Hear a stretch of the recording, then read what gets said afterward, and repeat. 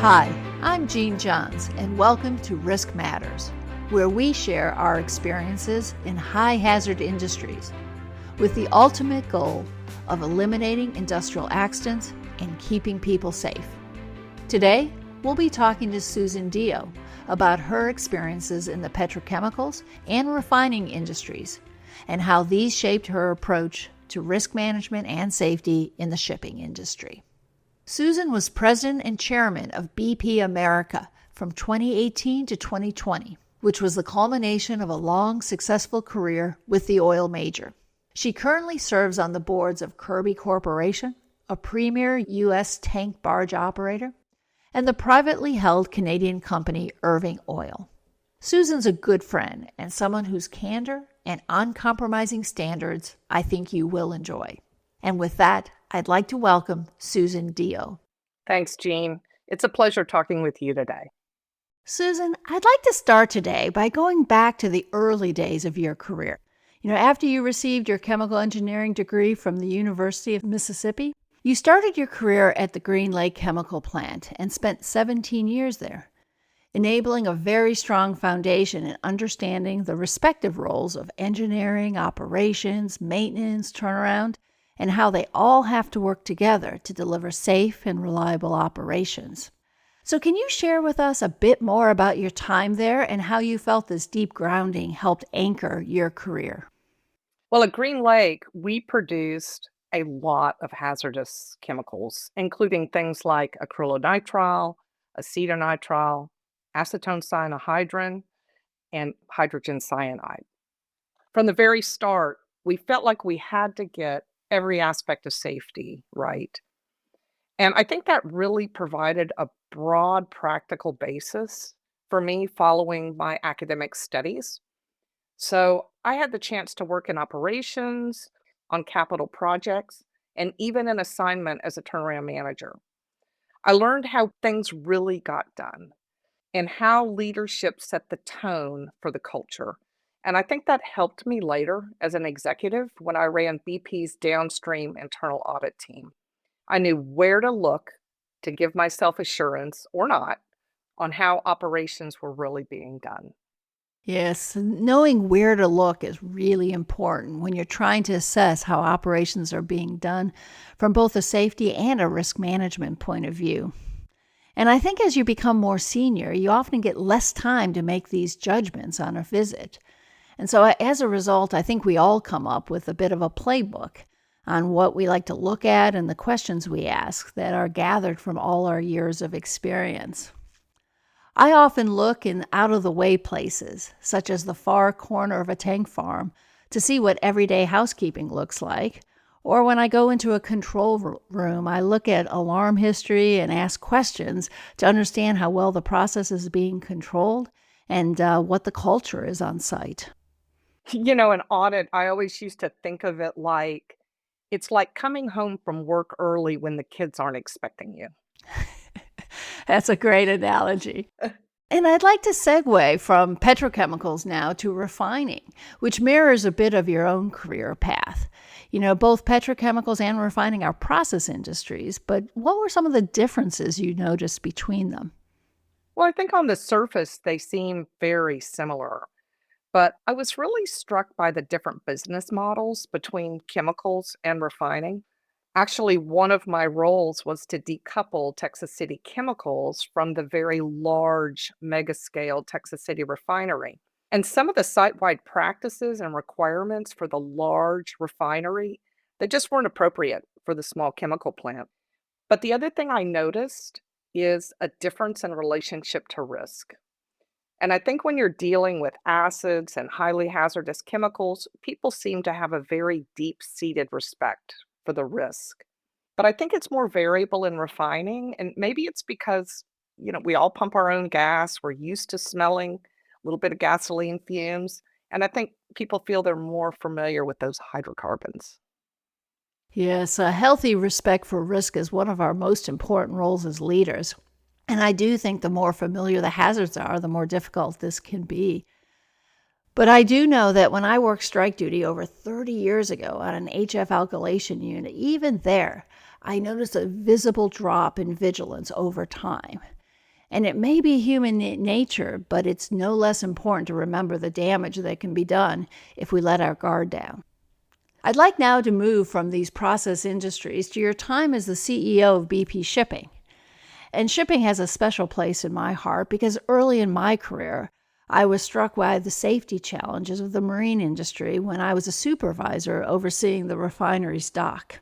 And those who listened to an earlier podcast, my safety defining moment in my career was when a contracting firm had a horrific fatality on their dredge while they were working off our dock. And when I looked into this incident, I discovered that the victim's uncle had likewise been killed in an industrial accident years earlier. And it led me to look at the safety record of the marine industry. And like most industries, the marine safety record has improved dramatically over the past few decades. But having said that, according to the CDC, marine transportation recorded 87 fatalities between 2011 and 2017, almost 6 times the rate of all U.S. workers. Susan, can you share your thoughts on the hazards and safety approaches in the shipping industry? Well, as far as risk management goes, the shipping industry and the regulations really changed post the Valdez accident. The regulation known as OPA 90 came into effect in 1990. And among other things, this required double hulled tankers in U.S. waters. And that is now a worldwide mandate through the IMO for all large tankers built after 1993. But I think the other thing that's important is technology. And the developments recently have been a game changer in the past decades. The introduction of electronic navigation charts has made a difference in voyage planning, and the availability of realistic simulators have also made a huge difference. Culturally, we're also seeing a really important shift from the captain being god of the vessel, never to be questioned, to one where junior officers and seamen are encouraged and expected to speak up if something isn't right.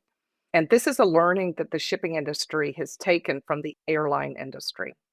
I think the last thing is self sufficiency.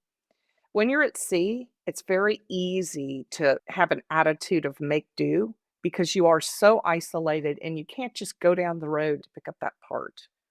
And I think that can easily slip into bad habits. Some great observations there, and I'd like to explore some of it a bit further. I mean, first of all, I love that the mandating of double-hulled ships has gone global. I mean, that really shows the power of learning and applying best practice across jurisdictions, because that's the whole point, is that we don't all have to learn the hard lessons of the way of having accidents yourself. And it helps keep people safe and protects our natural environment around the globe. And it might be worth spending a bit of time on technology, although we probably could do a full podcast on this topic. But, I'd like to hear your thoughts on the use of technology and safety and risk management, and perhaps even reflect on how AI might change that. That's a tough question, and that's a huge topic, Jean. But I think data pattern recognition would probably be at the core. I think AI is able to separate important data from other data, which might just create noise. But there is certainly a risk of data security and over reliance on the AI. So I think it's a mixture of both. Yeah, I think weeding through loads of data is an AI sweet spot and really can help focus on what's important. It's a great way of managing things like the alarm flooding I mentioned earlier. But it's also important to remember that the computer is actually not thinking, and people need to stay engaged and not defer to the machine too much without thinking through what's actually occurring. I'd like to go back now to the idea of the captain being God, because that really resonated with me. I remember the first plant manager that I worked for and how everybody was really intimidated by him. And over the years, the industry shifted from this tough, all-knowing, unquestioned plant manager to a culture where we actually encourage speaking up. And so, Susan, as you think about your executive experience now as a board director, how do you encourage people to speak up? Well, I think we all remember being afraid of the plant manager's office, and that was a long time ago. But Actually, I think at the root of it, this is where authentic leadership and fostering the right culture comes in. And more specifically, rewarding people for speaking up in difficult situations. I think that always helps to further and deepen the practice and take away the fear. Yes, it's so important to foster psychological safety in an operating culture, and it can't be overestimated how important it is. And it also needs to be actively reinforced. I remember when I had operations for a cross country pipeline across the US and Canada, which was shut down overnight because the operator had mistakenly believed that there was a leak in it. It turned out to be faulty instrumentation, but it was really important to quickly assert that he absolutely did the right thing. The pipeline ran through many isolated parts of the country and carried very hazardous materials.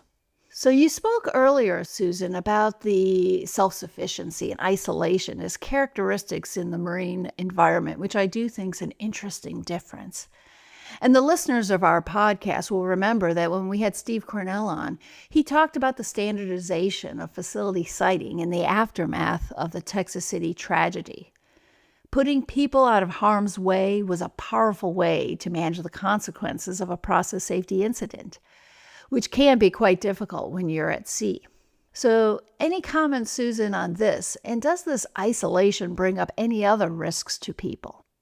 Well, I think, certainly for process and personal safety on vessels, it's incredibly important to have a strong system for planning work and managing the proximity of work. Anybody who's been in the engine room of a large tanker knows how tightly packed all the equipment is, and you're performing work over other work that could be going on. So that's one. But I think another challenge with isolation is really mental health, which is not something that we've spoken about a lot, and it's a real challenge. On ships, it can be even more challenging because I think nowadays social media highlights what the isolated seafarers are missing out on so they can actually see what they've missed, and it can make them feel a lot more isolated. Mariners can call a counselor, but the provider here in the US cannot continue the conversation if the vessel actually crosses state boundaries during the conversation. There's a Mariner Health Board focused on advancing a federal license for this purpose, but the resources are really scarce. This is one area where the US is really behind Europe in this regard. I also found Australia to be ahead of the US from my personal experience. When I was an Australian based CEO, we had a number of what we call FIFO locations, which are fly in, fly out. And the schedules were very difficult for managing social and family life because the workers had to spend long periods of time being away from home and away from their support systems. And this could result in or exacerbate mental health challenges. And so we spent a lot of time teaching our workforce to recognize when they or their coworkers were struggling and encourage them to reach out for help. We also had annual Are You OK campaigns. And I like the notion of degrees of mental health. It's not as simple as a yes or no, but it can be a degree of wellness. And as you mentioned, the negatives that come along with social media can be even more impactful at sea. And unfortunately, social media is actually makes you less social and more isolated, which is never good for one's mental well-being. Years ago, before social media, I was based in Prudhoe Bay on the North Slope of Alaska. And after we installed cable TV into the bedrooms, the workforce started grabbing their dinners and going back to their rooms after their shift, and started foregoing joining others in the dining room or using the gym or the pool.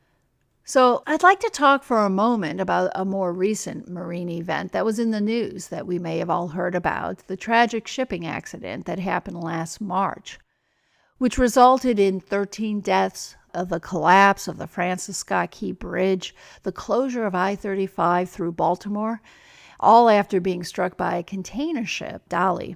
What are your thoughts about this accident, Susan? Well, the incident itself was actually a loss of power. And when you lose power on a ship, you shut off propulsion, you can't steer, and I think it just goes downhill from there. The big question in this incident was around the mechanical integrity of the ship, as there had been several power outage issues before it even left port. So people are speculating that the schedule and cost pressures may have swayed the captain to leave the port even with the known problem. Yes, this make do mindset comes up again and again. And it can be a real challenge to a safety culture, and one actually that's easy to inadvertently reward as a leader. Supervisors and managers that get things done can be a godsend, but there can be a dark side. How they do it is important. And one of my toughest discipline actions as a refinery manager was with a well-regarded maintenance supervisor who was very productive. But he did it at a way too high of a cost of cutting corners and often putting himself in harm's way. But probably the biggest challenge of a make-do culture is when it goes beyond the individual and takes hold more generally in a facility. And sometimes that can be after years of a strong cost focus or reductions, and people can start lowering their standards as a result.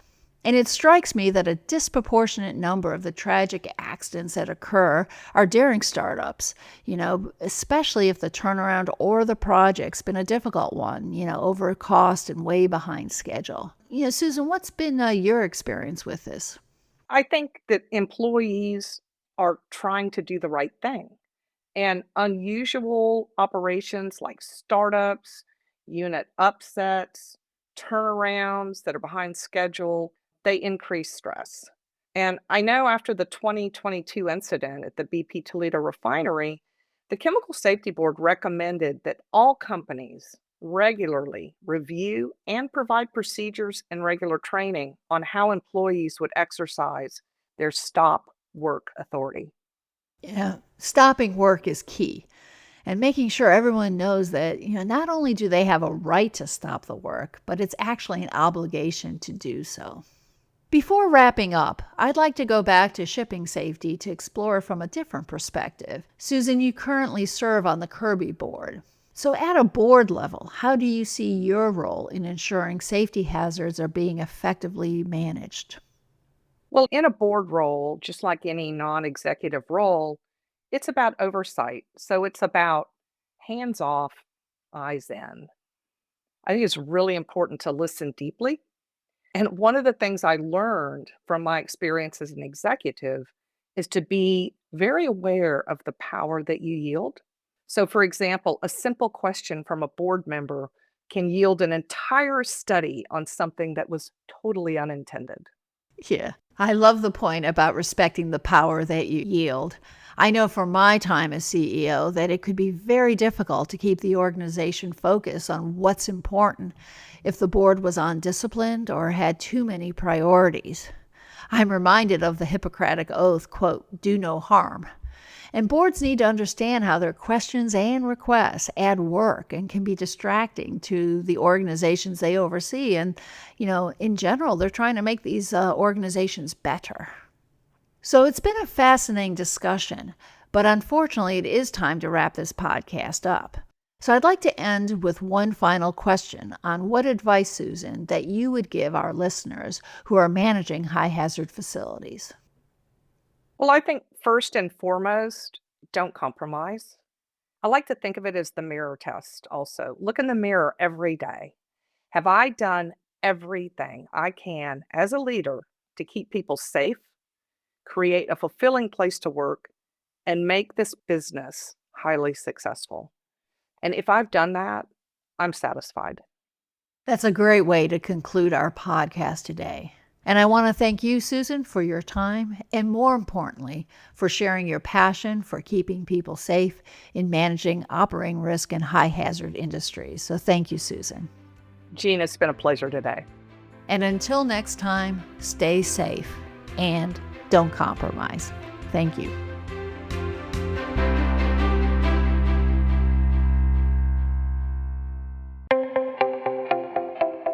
Pilco & Associates is the leading advisor to officers and boards on operational, EHS and ESG risks and liabilities in the global chemical and energy industries.